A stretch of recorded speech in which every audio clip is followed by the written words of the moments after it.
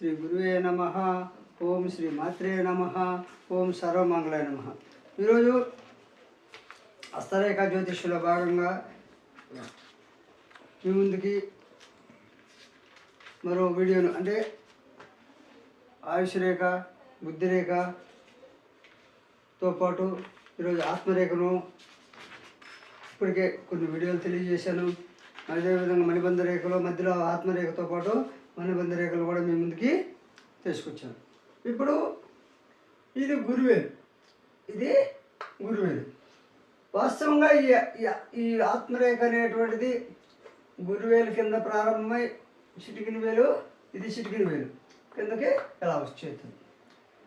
కొన్నిసార్లు అంటే ఆ ఆత్మరేఖని మనం ఒక్కోసారి ఆగిన దాన్ని బట్టి ప్రారంభం ఒక్కోసారి ఈ పక్కన అంటే చిటికిన వేలు కింద ప్రారంభం ఇప్పుడు వద్దు ఇలా వచ్చి చూడండి, ఇలా వచ్చింది. ఇలా వచ్చినప్పుడు ఈ రేఖ ఎక్కడ ప్రారంభమైంది? చిటికిన వేలు కింద ప్రారంభమైంది. కాబట్టి ఆత్మరేఖ అనేటువంటిది రెండు విధాలుగా కొందరికి గురుస్థానంలో ప్రారంభమవుతుంది, కొందరికి చిటికిన వేల కింద ప్రారంభమవుతుంది. వాళ్ళ జీన్స్ ఆధారంగా గతంలో వాళ్ళ తల్లిదండ్రులకు ఏ విధంగా అయితే ఉంటాయో కొన్ని జీన్స్ ఆధారంగా కూడా ఈ ఆత్మరేఖ గురుస్థానంలో బయలుదేరి కిందికైనా రావచ్చు, కొందరికి వస్తుంది, కొందరికి అంటే ఇక్కడ యొక్క స్థానాన్ని మనం పరిశీలించాలి బాగా. గురుస్థానంలో బయలుదేరి ఎట్లా వచ్చిందా, చిటికిన వేల కింద వచ్చి గురుస్థానం అయిపోయిందా? దీనికి అర్థం ఏంటంటే ఇక్కడ ఈ యొక్క కొస మనకు అర్థమైనగా చేసుకోవాలి. శనిస్థానం కింద ఆగిందా, ఎట్లా వచ్చింది, లేదు ఒక్కోసారి ఇలా వస్తుంది. అంటే ప్రారంభం ఎక్కడున్నప్పుడు ఈ రేఖ ఎలా ఉంటుంది, ప్రారంభం శుక్రస్థానం ఉంటే ఎలా ఉంటుంది. కాబట్టి ప్రారంభ స్థానం అనేటువంటిది జాగ్రత్తగా గమనించి ఫలితం చెప్పుకోవాలి. అదేవిధంగా చిటికిన వేలు వైపు ప్రారంభించి చూపుడు వేల కిందకు లెక్కించుదురు. మామూలుగా ఇక్కడి నుంచి ఈ రేఖ ప్రారంభ స్థానం వేలు మనకి దిశని బాగా గమనించాలి ఆత్మరేఖని. కాబట్టి చిటికిన వేల కింద ప్రారంభించి గురుస్థానం అయిపోతుంది ఈ రేఖ. మా వయసు కూడా ఈ విధంగా లెక్కించుకుంటూ వస్తుంది. అదేవిధంగా చాలామంది జర్మన్ కానీ జర్మన్ అనే ఒక అతను, సెంటు, బెనహాము, షీరో ఒక పద్ధతి, రెమ్ము అంటే గురుస్థానం నుంచి ఈ యొక్క కింది స్థానానికి శుక్రస్థానానికి వస్తుందని కొంతమంది శాస్త్రవేత్తలు, రెమ్ము, సెయింట్ కాదరైను, హిల్లు, హెసం అని రెండవ పద్ధతి కనిపెట్టారు. కాబట్టి హృదయరేఖ అనేటువంటిది రెండు రకాలుగా ఉంటుందని ఇద్దరు చెప్పింది కరెక్టే. ఎందుకంటే ఈ ఆత్మరేఖని రెండు రకాలుగా బయలుదేరుతుందని చెప్పింది రెండు కరెక్టే.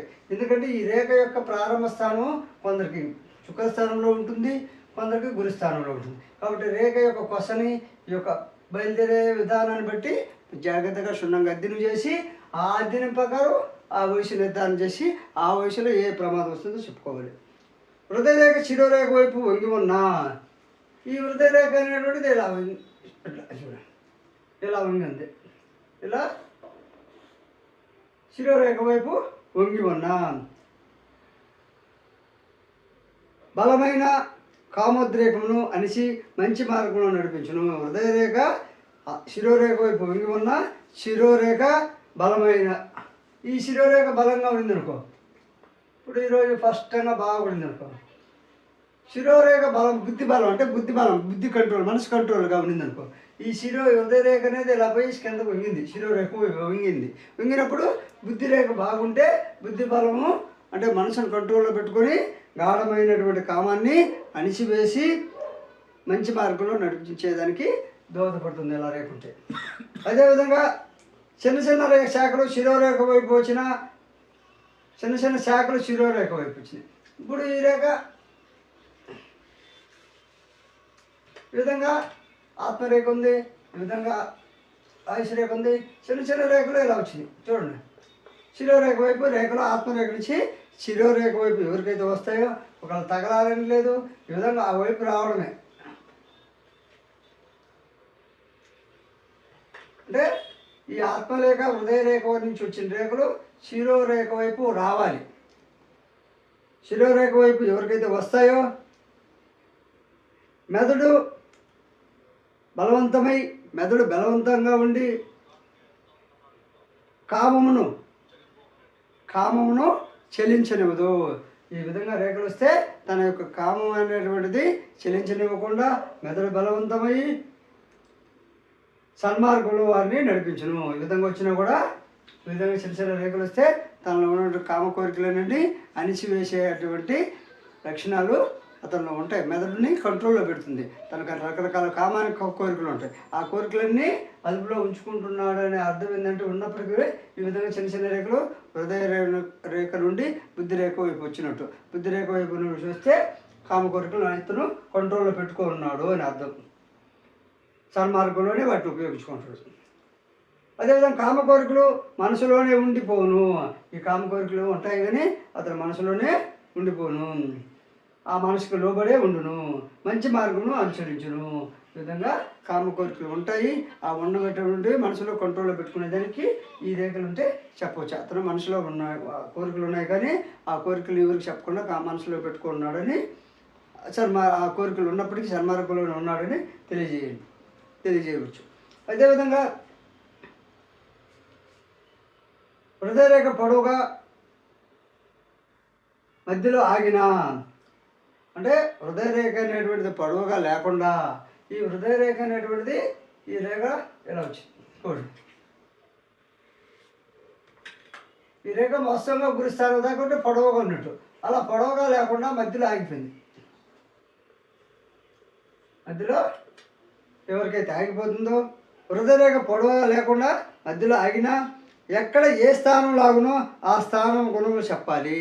ఈ యొక్క రేఖ యొక్క మధ్యలో ఆగిపోతే ఎక్కడ ఆగిపోతే ఆ ఆగిన స్థానం యొక్క ఫలితాలు అతనికి చెప్పాలి. ఇప్పుడు మామూలుగా చూపుడు వేలు కింద 6 సంవత్సరాలని అంటే హృదయరేఖ అనేది కింద నుంచి వస్తుంది. ఇది 6 సంవత్సరాలు. చూపుడు వేలు కింద 6 సంవత్సరాలు మొదటి వేలు, తర్వాత 25, 43, 61. ఈ రేఖ ఇక్కడి నుంచి బయలుదేరింది కాబట్టి ఇక్కడికి వస్తే 61, 43, 25, 6. కాబట్టి ఈ ఆత్మరేఖ ఇక్కడి నుంచి బయలుదేరితే విధంగా 61వ సంవత్సరం అంటే బయలుదేరిన చివరి సంవత్సరం. అప్పుడు ఇది గురుస్థానం 6వది. ఈ ఆత్మరేఖ అనేటువంటిది చూపుడు వేలు కింద కానీ బయలుదేరితే ఇక్కడికి వస్తే చిటికిడి వేలు కింద పోయి 61 అవుతుంది. అలా కాకుండా ఆత్మరేఖ అనేటువంటిది ఈ యొక్క చిటికిడి వేలు కింద ప్రారంభమైతే గురుస్థానంలో 61 సంవత్సరం. కాబట్టి రేఖ ప్రారంభ స్థానాన్ని జాగ్రత్తగా ఏ వైపు పోతుందో గమనించాల్సిన అవసరం ఉంటుంది. కాబట్టి గురుస్థానంలో బయలుదేరిన హృదయరేఖ శని స్థానంలో ఆగిన ఈ శని స్థానంలో గురుస్థానంలో బయలుదేరింది.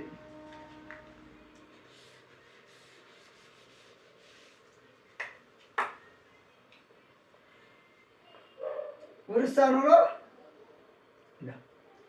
మనకు బయలుదేరిన తాను ఆగింది లేక అప్పుడు ఈ రేఖ ఇలా వచ్చిందంటే గురుస్థానంలో బయలుదేరింది. గురుస్థానంలో బయలుదేరిన రేఖ శని స్థానంలో ఆగింది. ఈ శని స్థానంలో ఆగిందంటే ఇది గురు, ఇది శని, ఇది రవి, ఇది బుధ.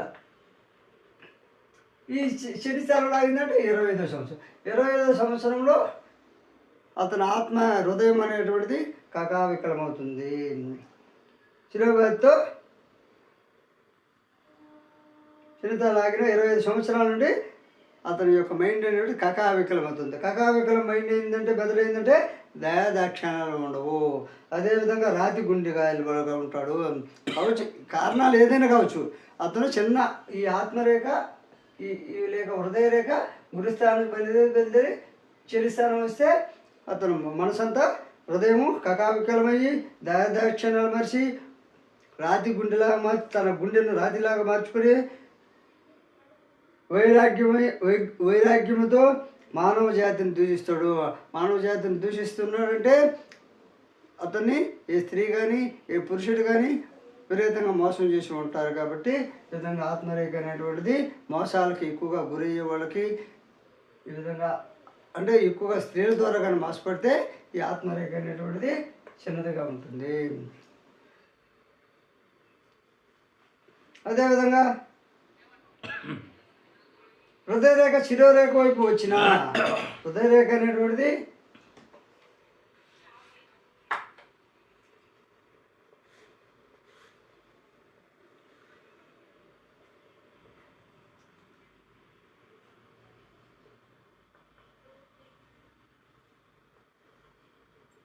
చూడండి.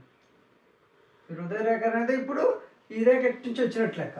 ఈ హృదయ రేఖ అనేటువంటిది ఈ విధంగా వచ్చి శిరోరేఖ వైపు వచ్చిన ఈ హృదయ రేఖ శిరోరేఖ వైపు ఎవరికైతే వస్తుందో వచ్చి ఖండించిన ఎడల, ఈ విధంగా ఖండించిన ఎడల శిరోవ్యాధితో బాధపడను. శిరోవ్యాధి అంటే శిరస్సు ఎప్పుడు తలనొప్పి రావడం, ఏదో ఒక వ్యాధి ఉండడం జరుగుతుంది. కత్తిరించి వయసులో ఈ విధంగా రావడం, ఈ విధంగా శిరోరేఖ వైపు వస్తేనే శిరోవ్యాధి. ఈ విధంగా శిరోవ్యాధిని ఖండించిన ప్రాణహాని కలుగును. హృదయరేఖ ఖండించకుండా శిరోరేఖతో కలిసిపోయినా, ఈ రేఖ ఖండించకుండా కలిసిపోతే జడు. శిరోరేఖ ఖండించకుండా ఈ హృదయ రేఖ కానీ కలిసిపోతే, హృదయరేఖ శిరోరేఖతో వచ్చి కలిసిపోయినా కలిసిపోయి